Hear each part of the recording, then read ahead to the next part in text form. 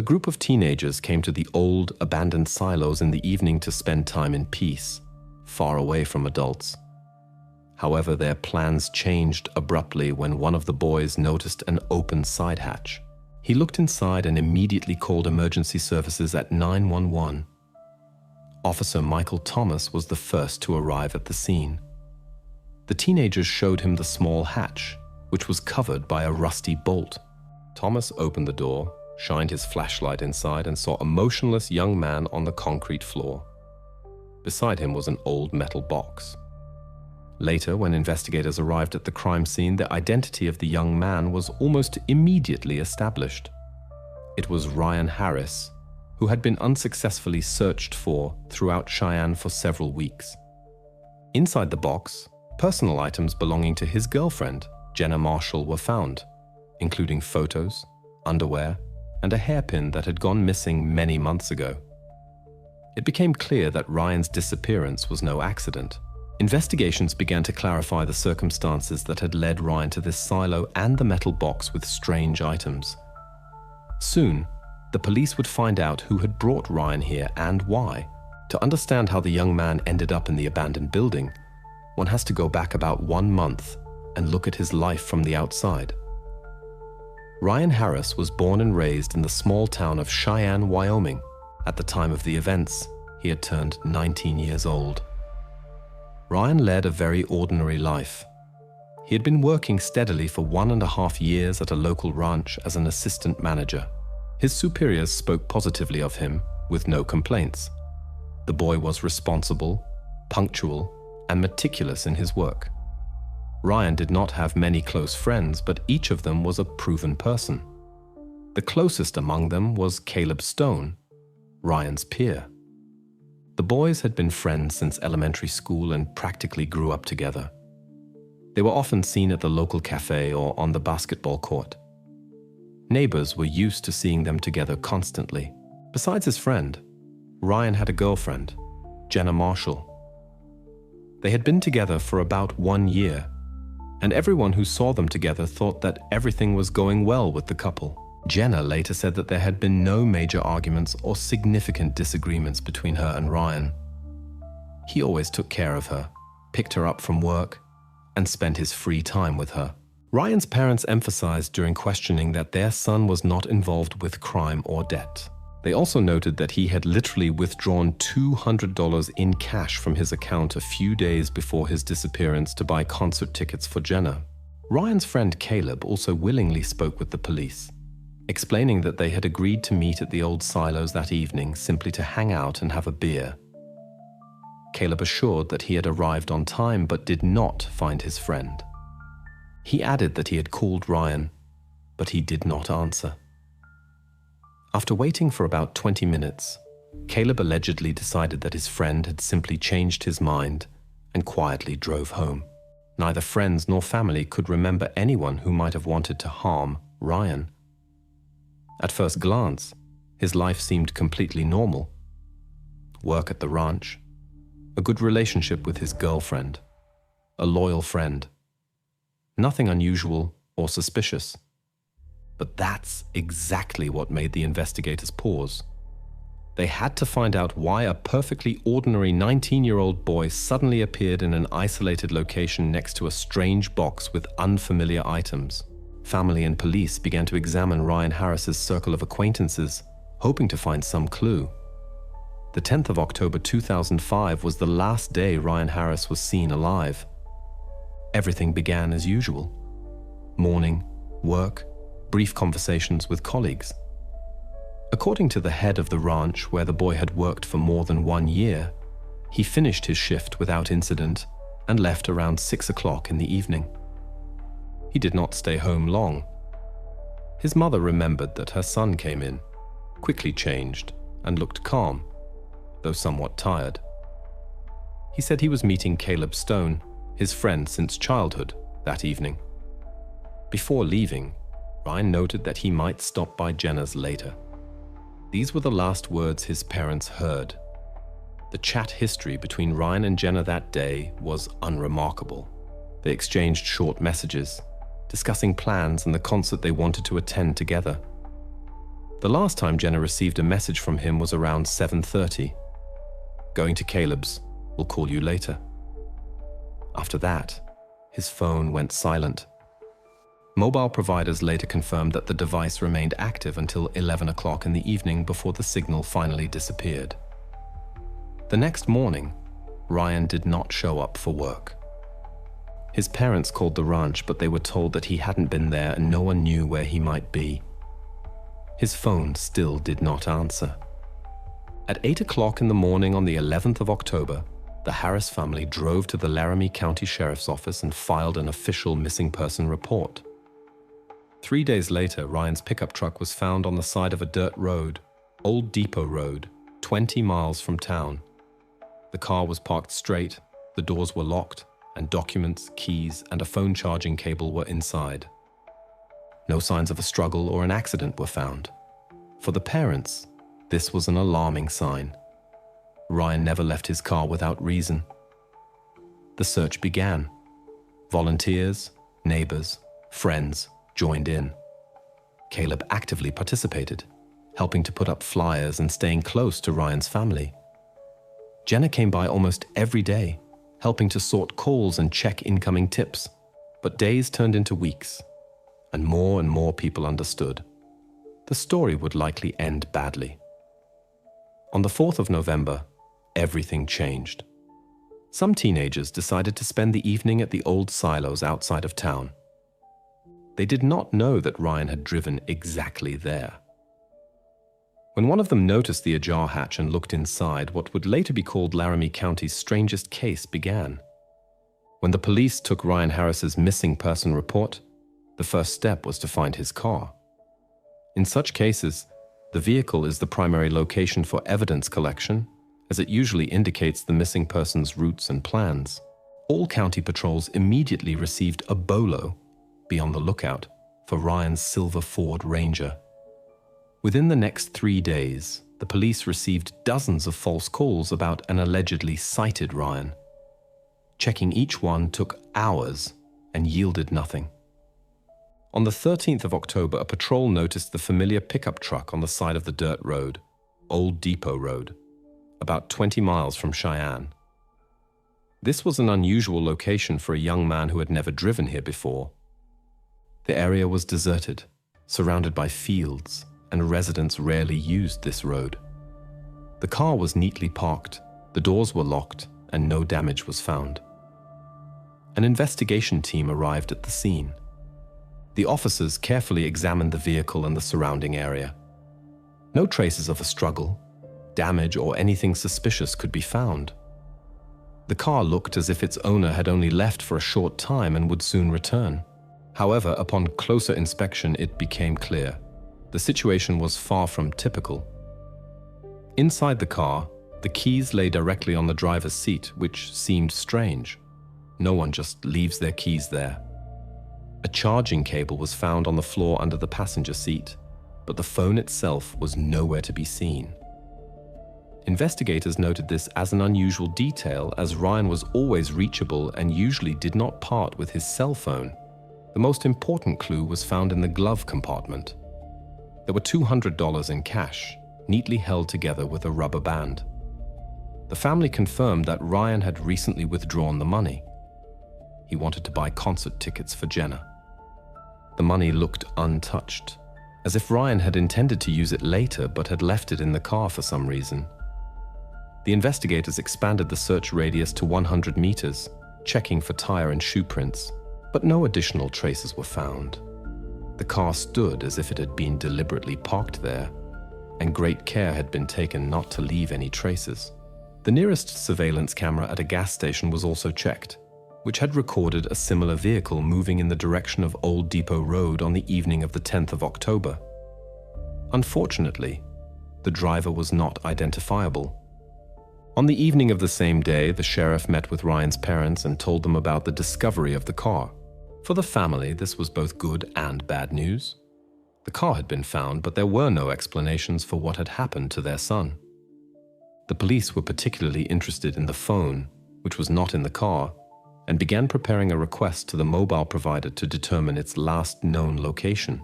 The money in the glove compartment became the first piece of material evidence. But it did not answer the main question. Where was Ryan himself? The police had no direct evidence, witnesses, or other obvious clues. There was only an abandoned car that confused more than it explained. The investigators understood that they would not get anywhere without speaking to Ryan's closest confidants, his girlfriend Jenna and his best friend Caleb. After only a few days, both were summoned to the station for separate interrogations, and soon it would turn out that these very conversations would completely change the direction of the investigation. After the police spoke with Jenna Marshall and Caleb Stone, the investigation obtained initial details about Ryan's personality. Jenna described him as a calm, conflict-averse person who avoided any trouble. Caleb's statements were similar, but his uncertainty regarding the last meeting with his friend raised slight suspicions among the detectives. For now, this detail was put aside for closer examination later. While the detectives gathered information, attention once again turned to the money found in Ryan's car. $200 in cash and the secluded area where the vehicle was discovered led investigators to suspect that it might involve an illegal transaction. A boy who had never had problems with the law before could have accidentally been drawn into something like this. The police decided to investigate this version first. It quickly became apparent that there was a person in Cheyenne who was regularly mentioned in police reports. It was Trevor Brooks, a local dealer well known to law enforcement. Detectives suspected that Ryan might have met with him that evening. The version seemed logical, and the police decided to speak directly with Brooks. Trevor was summoned to the station for a conversation. He came voluntarily, acted confidently, and answered questions calmly. He confirmed that he knew Ryan, but only because they lived in the same area. However, he categorically denied any connections or dealings. Investigators took his words with caution, knowing that every word had to be verified. The verification of his alibi began with phone records. According to the provider's data, Trevor was far from Old Depot Road on the evening of the 10th of October. Several witnesses confirmed. He spent the entire evening in a bar where he was well remembered. Surveillance cameras recorded him in the establishment throughout the time Ryan might have disappeared. This fully corroborated his statements and ruled out Trevor's involvement in the events of that evening. After checking Brooks, investigators decided to additionally examine his circle. Perhaps someone else could be connected to Ryan. However, none of the dealer's checked acquaintances even knew the young man personally. In a town of this size, people quickly get to know each other, and the absence of any overlaps convinced the police that the version had no real basis. The final argument that the money was not related to illegal activities was provided by Ryan's bank statement. According to official documents, he had withdrawn $200 a few days before his disappearance. The parents confirmed to the investigators the boy wanted to buy concert tickets for Jenna and had specifically prepared this money. Thus, the version about drugs, which had seemed promising shortly before, finally lost its meaning. After the criminal version was ruled out, the investigation stalled. The police had no obvious evidence, motives, or other versions. The detectives decided to return to Caleb and Jenna because they understood. The only way forward was to check Ryan's closest circle. It was then that they would discover that the reason for his disappearance was much closer than it initially seemed. By early November, the investigation into Ryan Harris's disappearance had practically come to a halt. All versions had been checked and discarded. The police began to assume that Ryan had simply left town voluntarily, although the family vehemently denied this possibility. They continued to remind that he had withdrawn money in advance for a gift for Jenna and could not have left so suddenly. The situation changed on the morning of the 4th of November 2005. At 10:47, the Laramie County dispatcher received a call on the 911 line. Several young people tried to explain that they had discovered something frightening near the old Grainco silos. They spoke disjointedly, constantly interrupting each other. The operator immediately dispatched the nearest patrol to the location. The abandoned buildings were located about 500 meters from the section of Old Depot Road where Ryan's pickup truck had previously been found. At the beginning of the investigation, the police considered this a mere coincidence and did not pay special attention to the site. 20 minutes later, a police patrol was already on site.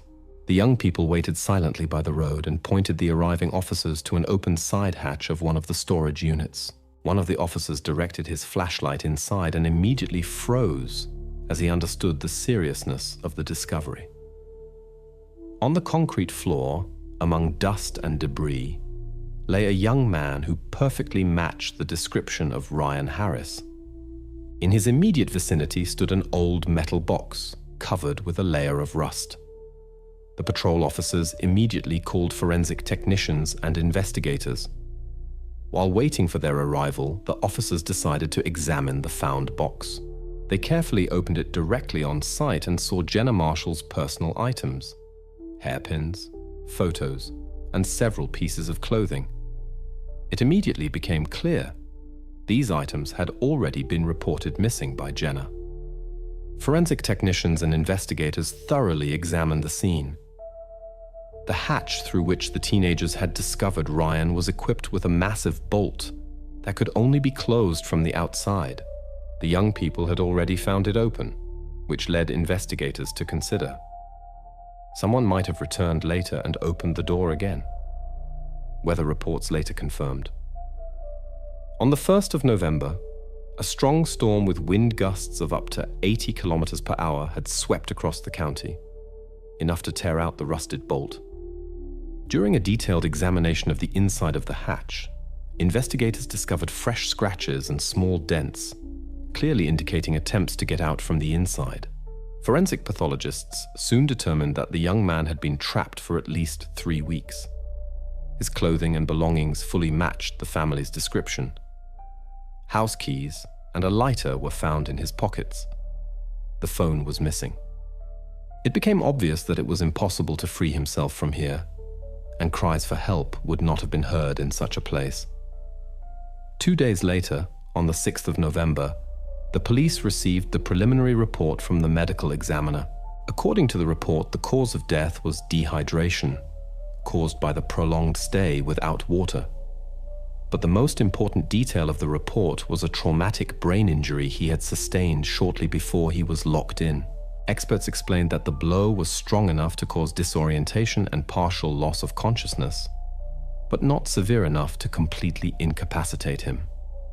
Ryan had obviously come to and tried to get out, but his strength quickly failed him. It was precisely these conclusions that forced the police to re-evaluate the entire case. Now, Ryan's disappearance was officially investigated as a deliberate crime. The Laramie County detectives once again focused on the young man's closest friends, Jenna Marshall and Caleb Stone. Whereas before they had only been considered important witnesses, the investigation now perceived them differently, as people who might be concealing important details. After the discovery of Ryan in the silo, it became clear to investigators that the situation was far more serious than it initially seemed. Every new piece of evidence indicated that the actions that evening were no accident, but part of a clear plan. The police began preparing for renewed interrogations of Jenna and Caleb, convinced that one of them held the key to solving the events that had led the young man into a trap from which he could not escape. After the Ryan Harris case was classified as a deliberate crime, the Laramie County investigation team decided to thoroughly re-examine the metal box discovered next to him in the abandoned silo. It was listed in the files as evidence EV004.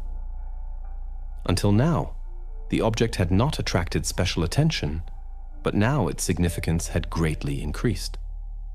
The forensic technicians began an additional expertise. The box was made of old metal, covered with rust, and showed numerous scratches. On the outside of the lid, despite the time and rust, specialists discovered prints clear enough to identify them.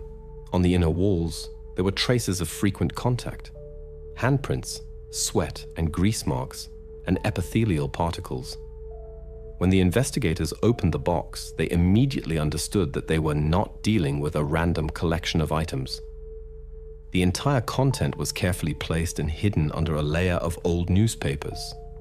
First, the detectives saw photos. They showed Jenna Marshall, but all the shots had obviously been taken without her knowledge. The girl was on the street, near her house, in a cafe, in a parking lot. The photos had been taken secretly, from a distance, and even at night. The investigators immediately noted that the shots were not taken all at once, but over different periods. This indicated systematic observation. The forensic technicians carefully removed the photos and secured them as separate pieces of evidence. Among the photos, in a separate bundle, there was a hair clip. It looked old and had obviously been used many times. Experts noted traces of biological material and several partially identifiable fingerprints on it. Clearly, someone carefully kept the clip and attached special significance to it. Finally, at the bottom of the box were personal items. Women's underwear, neatly folded and clean. They were carefully hidden, as if they represented something extremely important to the owner of the box. It was immediately clear that the person who had collected and stored these things harbored a special obsession and an unhealthy interest in Jenna. The investigators carefully prepared the identification procedure, knowing how delicate this moment was. The next day, Jenna was summoned to the police station. She was briefly explained what would happen next, after which the girl examined the found items. She recognized the hair clip immediately. Jenna said it was a gift from her grandmother, which she had lost about 1 year ago. At the time, the girl had not attached any importance to it, thinking she had simply misplaced it somewhere in the house. Now she had to admit that the clip had been stolen. When shown the photos, Jenna stared at them silently for a while, then confirmed that she was seeing them for the first time. She could not imagine that someone had been following her for so long and unnoticed. This news shook her greatly, and she began to comprehend the real danger. Lastly, Jenna identified the personal items, which, as she recalled, had disappeared from her bedroom several months ago.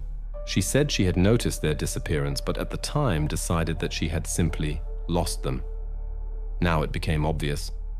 Someone had entered her house and had secretly, gradually and regularly taken personal items. The investigators carefully recorded every one of her words in the official identification protocol. Thus, it was confirmed that all the items indeed belonged to her and had disappeared gradually over a period of about 1 year. The girl left the police station deeply shaken. There were no contradictions or uncertainty in her behavior, only genuine shock and fear. After the identification procedure, the box was sealed again and immediately sent for additional dactyloscopic examination. The main task now was to determine the owner of the found fingerprints. First and foremost, the investigators wanted to compare them with Caleb Stone's samples, given his strange statements and behavior during previous interrogations. But as long as the analysis results were not available, this remained only one of the versions that still needed to be checked. Thus, the detectives could not yet definitively claim who owned the box. They only understood that the person who had put it together had a pathological obsession with Jenna. This very discovery led the investigative team to make the decision to urgently prepare a search of Caleb Stone's house. The detectives expected that if their version was correct, similar items or other evidence might also have been stored at his home. However, there was no certainty yet that the fingerprints on the box would exactly match Caleb's. Later, investigators discovered that Caleb had worked a summer job at the Grainco warehouse and had access to these silos. He chose this location because he considered it abandoned and safe. Now the investigation was approaching its crucial point, the verification of the main suspect and his immediate surroundings. The next step of the investigation was precisely aimed at finding irrefutable evidence and definitively establishing who had really been following Jenna and what relationship this person might have had to the fate of Ryan Harris. Several days after Jenna Marshall identified the personal items, investigators received a detailed report from the Laramie County Forensic Laboratory. This was a key document that could finally provide weighty answers to the investigation. The experts began by examining the metal container found next to Ryan Harris in the abandoned silo. Forensic technicians carefully treated the container with a special powder, after which they uncovered and secured 19 fingerprints. Some traces were blurry and indistinct. Others were perfectly preserved and allowed for easy identification of the owner. Flat and smudged prints were found on the outside of the lid. After a comparison with samples, it turned out that they belonged to Ryan Harris. According to expert assessment, Ryan likely held the container briefly in his hands when he first found and opened it.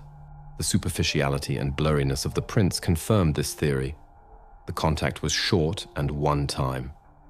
However, far more important traces were found inside the container, on the inner side of the lid, on the sides, and at the bottom. These prints were characterized by particular clarity and frequency. Experts concluded with certainty that one and the same person had used this container regularly and over a long period. The fingerprints inside belonged to Caleb Stone, which was confirmed by comparison with samples taken during his first interrogations. Based on the arrangement of the traces, forensic technicians were able to describe the owner's habits. The container was carefully opened with 2 hands. The contents were frequently and gently removed, being rearranged and viewed multiple times. The prints overlapped, showing regular and systematic contact. This indicated that the items stored within had special value for the owner. After the laboratory report was presented to the investigators, the head of the group officially declared to his colleagues that they now had an irrefutable link between Caleb Stone, the container, and Jenna Marshall's personal items. Thus, for the first time, the investigation succeeded in obtaining reliable material evidence connecting Caleb to the key piece of evidence.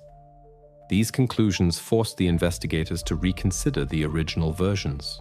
Caleb had previously insisted on the jealousy version, but the new facts proved a completely different motive. Now the investigation focused on the version that Caleb had been stalking Jenna for a long period, secretly collecting her personal items and photos. Ryan, who accidentally discovered this secret, put Caleb in a panic situation, which led him to make the fatal decision to hide his actions at all costs. Thus, the case, which began with a mysterious disappearance, turned into an investigation of several months of stalking, ending in a tragic finale. The dactyloscopic report became the starting point for proving the true motive, a pathological obsession, and not banal jealousy as initially assumed. The investigators now definitively decided to prepare and conduct a sanctioned search of Caleb Stone's house. There, they expected to find additional evidence that would confirm that the found container was by no means the only hiding place the suspect used for his secret collections. After the results of the forensic expertise confirming Caleb Stone's connection to the metal container were available, a new important question arose for the investigators. They doubted whether Caleb could have brought Ryan Harris into the silo by himself, without resorting to outside help. The detectives understood that precisely this depended on whether they needed to look for a second person or whether Caleb was the sole perpetrator. To carefully verify this version, the investigators organized a detailed reenactment directly at the crime scene, at that very Grain Co. silo. Forensic technicians and investigators recreated the conditions to be as close as possible to those on the evening of Ryan's disappearance. The same time of day, similar lighting, identical position of the hatch, and the surroundings. For the experiment, a mannequin was used that maximally imitated Ryan's weight and stature. The dummy weighed about 170 pounds, corresponding to the young man's physical parameters. Such a construction allowed experts to accurately assess the required effort and maneuverability necessary to bring the object inside. The investigative team enlisted a police officer for the experiment who matched Caleb Stone in size and physical condition. He was to attempt to move the dummy into the narrow hatch of the silo independently. Experts and forensic technicians closely observed each of his attempts, recording time and effort. The first attempts raised certain doubts among the investigators. The officer tried to bring the object in by taking it with both hands, but the body did not fit through the hatch and got stuck several times at the edge.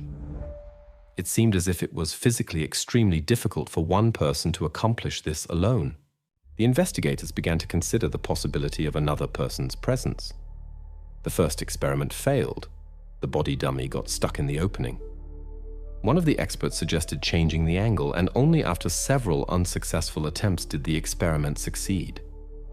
He changed the grip angle of the dummy, lifted it with his shoulder, and guided the body into the opening at a different angle.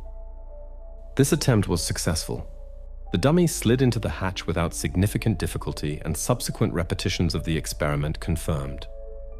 With the right approach and knowledge of the position, an adult man is capable of performing such an action alone. The specialists recorded every step of the verification on video and in protocols. It was also noted that the required effort was quite manageable for a person of Caleb Stone's stature, especially considering the stressful situation he was in. After a series of successful repetitions, the laboratory technicians completely ruled out the need for a second participant. To eliminate any doubts, the investigators additionally conducted a re-examination of the surrounding area and the silo itself. The goal was clear: to ensure that there were no traces of a possible accomplice that might have been overlooked previously. The careful examination of the area yielded no new shoe prints, fingerprints, or other clues indicating another person. The results of the experiment and the re-examination fully convinced the investigators that the version with a possible accomplice was not confirmed. Now the investigators had strong reasons to assume that Caleb Stone had acted exclusively alone, and no one else was involved in the events of that evening. These conclusions helped the investigators to finally reconstruct the chain of events. Caleb had long concealed his secret, collecting personal items belonging to Jenna Marshall. When Ryan accidentally discovered his collection, Caleb, seized by panic and the fear of discovery, hastily made an ill-considered and fatal decision. Acting under the influence of emotions and fear, he did what was necessary to keep the secret hidden forever. Now the investigators were ready to move on to the next step of the investigation: the sanctioned search of Caleb Stone's house and garage. There, the investigators expected to find the missing evidence that would allow them to definitively confirm the version of Caleb's long-term obsessive compulsion and complete the overall picture of the crime. After forensic experts had completely ruled out the version involving a second party, the police focused on the next crucial step: a thorough search of Caleb Stone's residence. On November 11, 2005, the court officially issued a search warrant, and the task force headed to the outskirts of Cheyenne. Caleb's apartment belonged to his uncle, who had moved to another state for work shortly before the events and had allowed his nephew to live there temporarily. Caleb's parents were calm about the move, thinking the young man was mature enough for an independent life. No one close to him suspected that the real reason was Caleb's desire to hide his secret obsession with Jenna. From the outside, the house looked typical: a well-maintained facade, a neat yard, a clean entrance. However, as the investigative team entered, they immediately noticed that the interior was intentionally devoid of personal belongings and household items. The almost complete absence of personal traces indicated that the resident was trying not to reveal anything about himself even to casual visitors. During a detailed examination of the premises, investigators noticed a small pantry in the basement. It was secured with a separate lock and cluttered with old boxes, tools, and furniture. Perhaps Caleb expected that this place would go unnoticed, especially if the police limited themselves to a superficial inspection.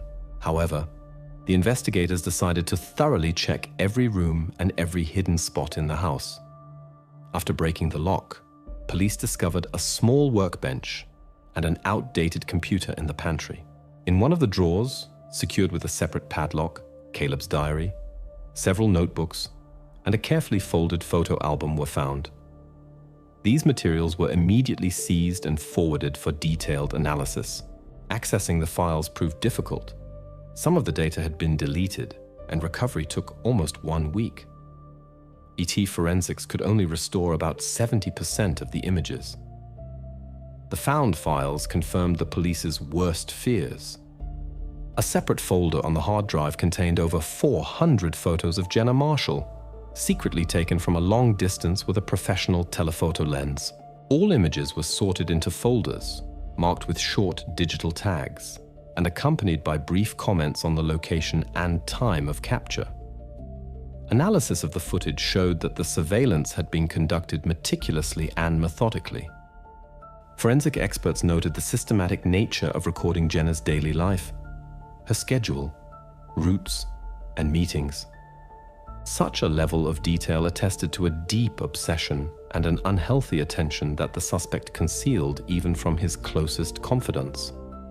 But the decisive piece of evidence was the diary found in the locked drawer of the table. The first entries seemed neutral and harmless, but gradually their content took on an obsessive character.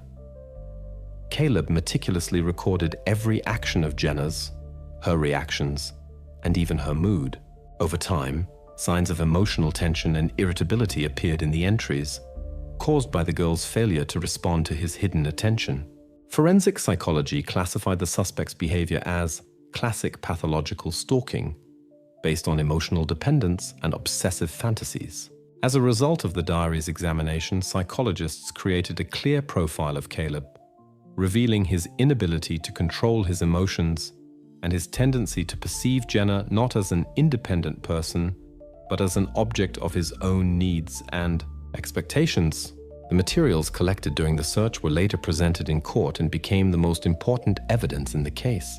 With the help of the diary and the photo archive, the judge and jury could directly see how serious Caleb's hidden life was and how long he had systematically observed Jenna. Thus, the carefully hidden side of the suspect's life became obvious only thanks to the thorough work of the investigative team and technical specialists. Caleb clearly expected his hiding place to remain undiscovered, and it was precisely this mistake that allowed the police to fully uncover his motives and true character. The investigation now had one final step: to precisely determine the events of the evening of Ryan Harris's disappearance and to clarify exactly how the hidden stalking of the girl led to a tragedy that cost his best friend his life.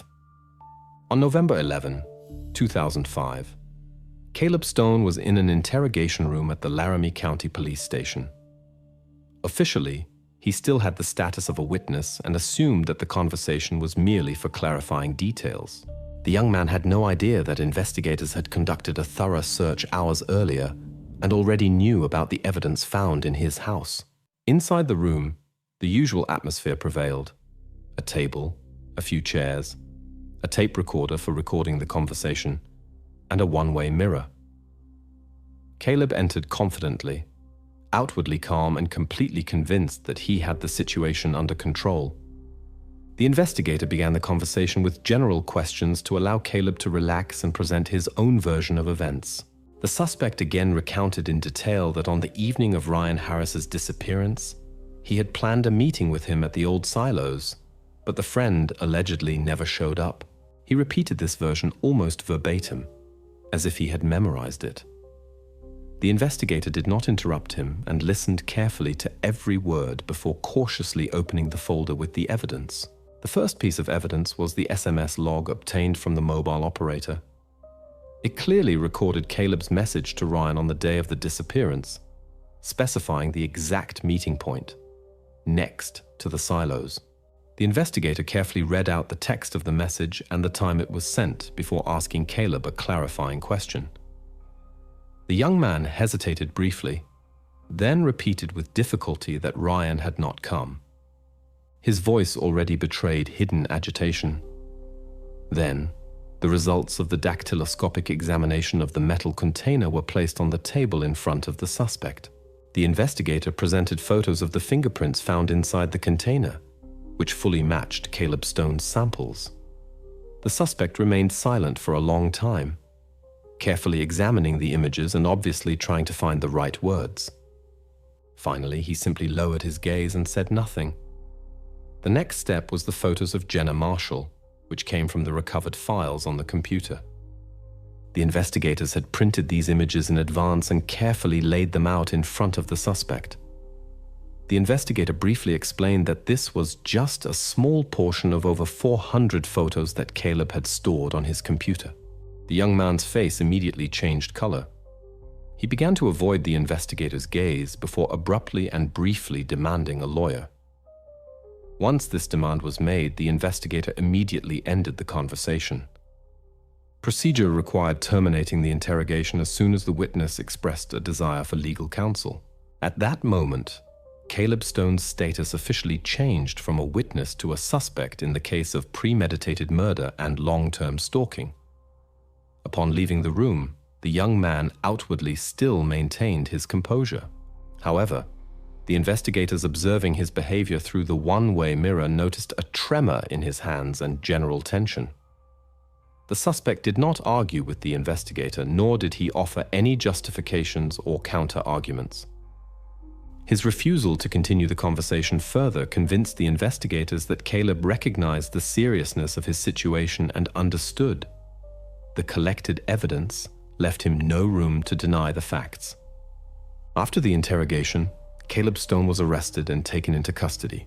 The next most important task for the investigation was to definitively reconstruct the events of the evening when Caleb met with Ryan, and to prove to the court that the tragic outcome was not an accident, but the result of the actions of a man who had long concealed his dangerous obsessive idea. After the arrest of Caleb Stone, the lawyer continued to insist on the defense's version, emphasizing the lack of direct evidence that it was Caleb who had trapped Ryan Harris in the silo. Yes, the prints on the container were his. The items belonged to Jenna, and all that proved Caleb's obsession. But the defense argued, the investigation could not prove that Caleb was personally present when Ryan was locked in. The police needed more substantial evidence.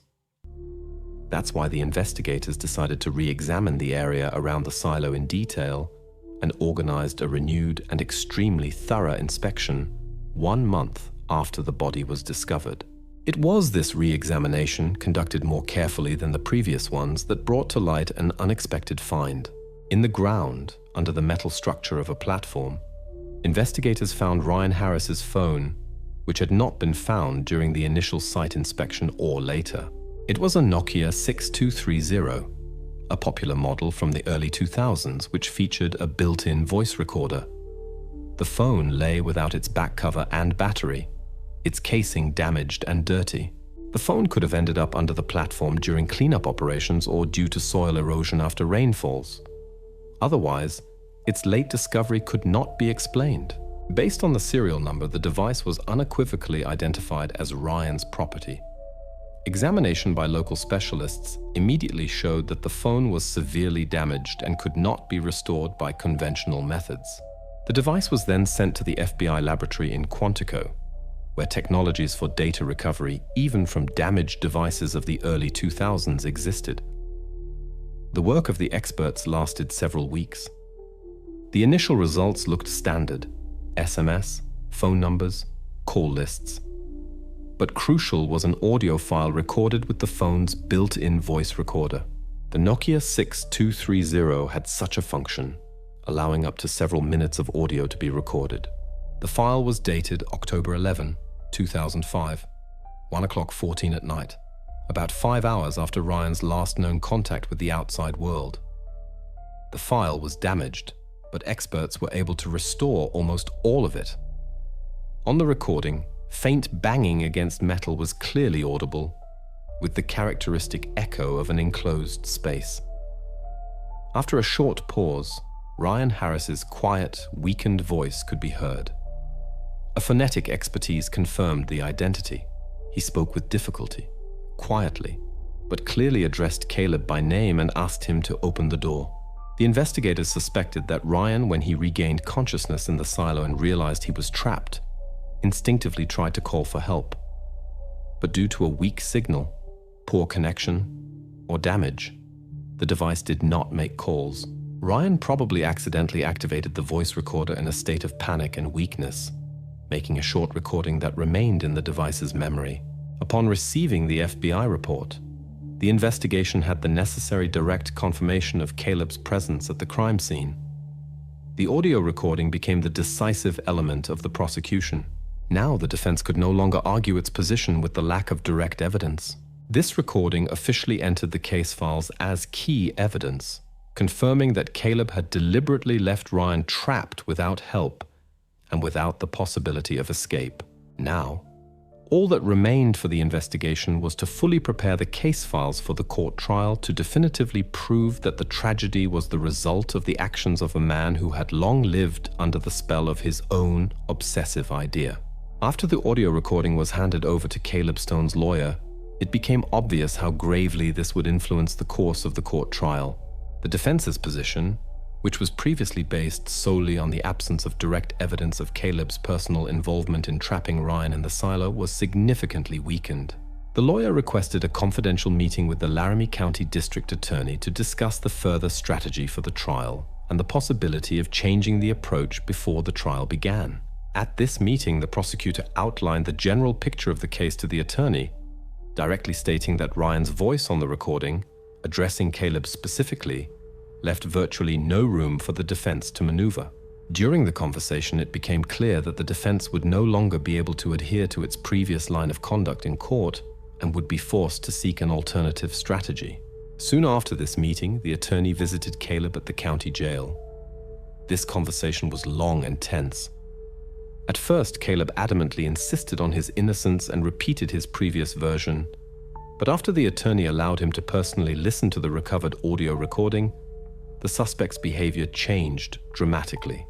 He was visibly stunned and had not expected his presence and role to be so clearly documented. 2 days after the meeting with his attorney, Caleb Stone announced his readiness to give new official testimony. At a special interrogation, in the presence of his attorney and investigators, he for the first time presented his own detailed and thorough version of what had happened. Caleb confirmed that he had indeed arranged to meet Ryan at the old silos that evening to have a drink and talk. In his new testimony, he claimed that he had absolutely not expected Ryan to find the container with Jenna's personal belongings, carefully hidden inside the silo. When Ryan emerged with the container and began asking uncomfortable questions, Caleb fell into a state of panic from the sudden fear of exposure. A sharp quarrel began between the friends, during which Caleb pushed Ryan hard.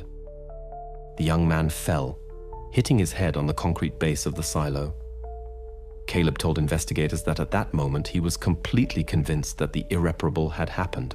In a state of panic, he decided to conceal what had occurred, did not call for help, and in a fit of emotion and fear, hid Ryan inside the silo, closing the heavy hatch. He claimed that he did not realize Ryan was still alive and that his actions would have such tragic consequences. At the end of the conversation, Caleb admitted his role in what happened, but emphasized that he acted impulsively and was not in control of himself due to the panic that overwhelmed him at that moment.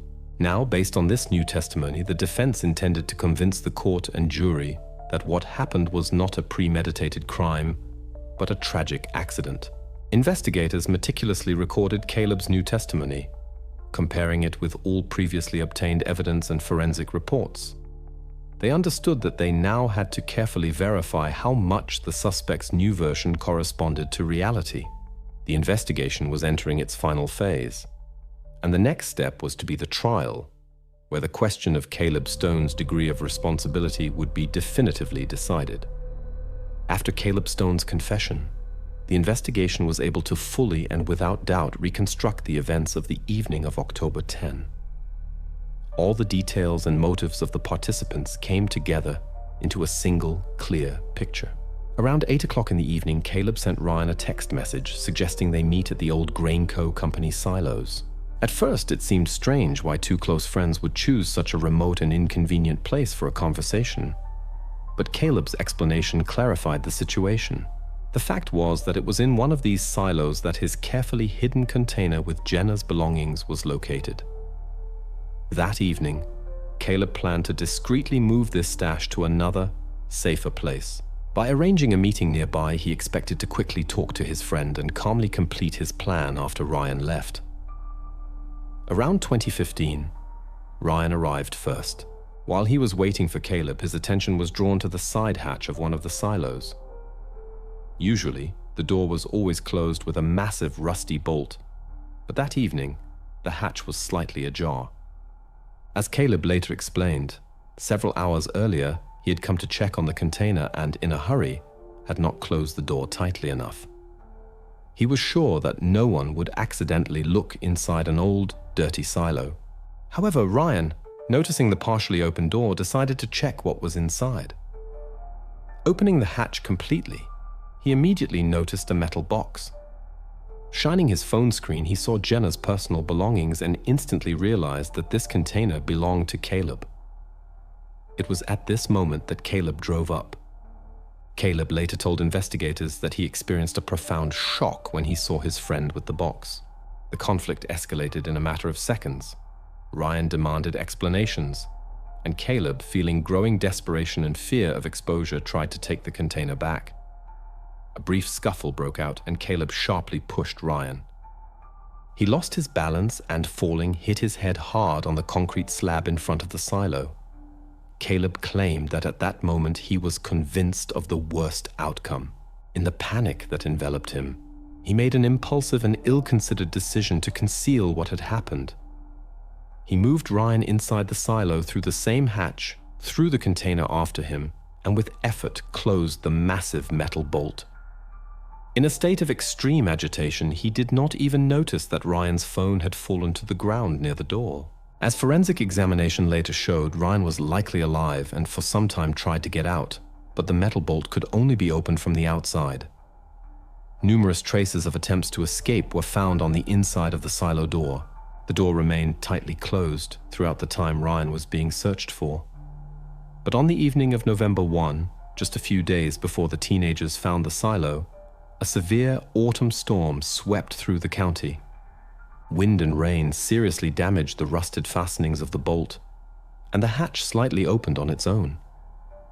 It was found in this partially open state by the teenagers on November 4. All the details of Caleb's testimony were confirmed by the results of the investigative experiment and forensic examinations. From the time the message was sent and the audio file was recorded to the possibility of physically moving an unconscious person inside the silo. This reconstruction became the official version of the investigation, logically explaining all the oddities and inconsistencies of the initial picture of the incident. Now the investigation moved to its final stage, the trial, where the jury would make the final decision on the degree of Caleb Stone's guilt for the events of that fateful night. July 2006. Many people gathered in the Laramie County Courthouse, journalists, relatives, and friends, just local residents who were deeply shaken by this case. The trial of Caleb Stone became one of the most high-profile events in recent years. The jury faced a difficult task to determine whether Caleb's actions were a tragic mistake or a conscious crime caused by indifference to his friend's fate. The prosecutor was the first to address the court.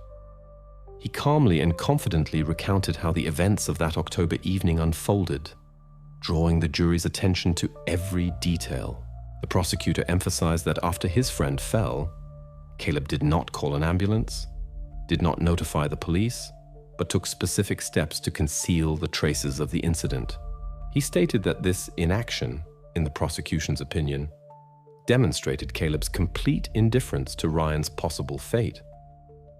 A particularly significant moment of the trial was Jenna Marshall's testimony. In the courtroom, she was presented with items from the metal container. Jenna struggled to recognize each item, noting that she had never known her personal belongings could be part of someone's unhealthy obsession. At one point, the girl could not hold back her emotions. Jenna's tears, her voice trembling with emotion, made a strong impression on everyone present. Next, the forensic medical examiner testified before the jury. His testimony was extremely important for understanding the events. He explained that the injury Ryan sustained in the fall did not cause immediate death.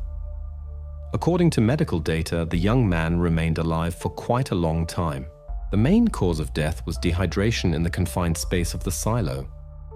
Traces on the inside of the door also clearly showed that Ryan regained consciousness and made repeated attempts to get out. After the coroner's conclusion, the prosecutor played the recovered audio recording from Ryan's phone. A faint voice sounded in the hall, clearly uttering the words, "Caleb, open." At the time of this recording, Caleb had already left the scene and could not physically hear his friend's plea. Caleb himself claimed that after the fall, he was completely convinced that Ryan had died instantly. That is why, he said, he did not call for help, but decided to conceal what had happened. The defense insisted that Caleb's actions were caused by panic and shock. The attorney explained to the jury that Caleb was not in a state to objectively assess the situation at that moment. He asked the court to consider what happened as a tragic accident and an ill-considered mistake by a young man, rather than a premeditated crime. However, the jury took into account not only the attorney's emotional statements but also the legal facts. According to the law, Caleb was obligated to provide assistance and immediately report the incident to the authorities, even if he believed his friend was dead. Instead, he consciously left Ryan in the silo, locking the heavy bolt and depriving him of any chance of rescue in case he was still alive. This fact became decisive in the jury's discussion. The jury deliberated for a long time, unable to reach a unanimous decision. The first hours of discussion were heated. Some considered the incident an accident. After several hours of deliberation, the jury returned a unanimous verdict. Caleb Stone was guilty of second-degree murder, a crime committed without a preconceived plan, but with clear and complete indifference to another person's life. Announcing the verdict, the judge emphasized the severity of the consequences of the defendant's actions and sentenced him to life imprisonment with the possibility of applying for parole after 25 years. Upon hearing the verdict, Caleb showed no reaction, continuing to stare silently at the floor. Ryan's parents and Jenna received the court's decision calmly and without outward displays of emotion. Thus concluded the trial of a case that began with an inexplicable disappearance and ended with the revelation of a dark and cruel truth. But even after the verdict, many residents of the county were left with the question, could this tragedy have been avoided if even one decision on that fateful night had been different? After the verdict, many residents of Laramie County tried to return to their normal lives. However, forgetting what happened proved impossible. The tragedy deeply affected the local community, transforming into a kind of dark legend of Cheyenne. One of the first to feel the impossibility of living a normal life was Jenna Marshall. The girl struggled with the intense scrutiny from neighbors and journalists. In 2007, she finally decided to leave Wyoming and move to the East Coast, to a small town where no one knew her. Jenna changed her surname and deliberately severed all previous ties, trying to completely distance herself from the past and leave the painful memories behind. Meanwhile, the Grainco silos where the tragedy occurred became a constant pilgrimage site for curious residents and true crime enthusiasts. Despite security measures and warnings from authorities, people continued to visit, taking photographs and trying to get inside. This forced the local administration in 2008 to decide on the complete demolition of the structures. As a result, only an empty lot remained where the grain elevators once stood, gradually overgrown with grass and practically devoid of reminders of what happened. Caleb Stone himself was sent to a maximum security prison in Wyoming after the trial. At first, he completely withdrew into himself, did not talk to cellmates, and refused any interviews or comments. Only years later did Caleb gradually begin to interact with prison psychologists, agreeing to consultations, though even with them, he avoided discussing the details of that day. According to the law, Caleb's first opportunity to apply for parole will not come until 2031. Perhaps with time he will be able to speak more openly about his feelings, experiences, and perception of events. Although new facts from him are unlikely, the case has long been fully solved. The investigation and the court firmly established that Caleb Stone was indeed the perpetrator of the crime. His motive was a morbid obsession with Jenna and a panicked attempt to conceal the truth about his secret life. The sequence of events and circumstances also left no doubt. Caleb invited Ryan, a confrontation occurred, and then he made the fatal decision to conceal the incident instead of seeking help. Nevertheless, even after the conclusion of the investigation and the trial, some details remained unclear.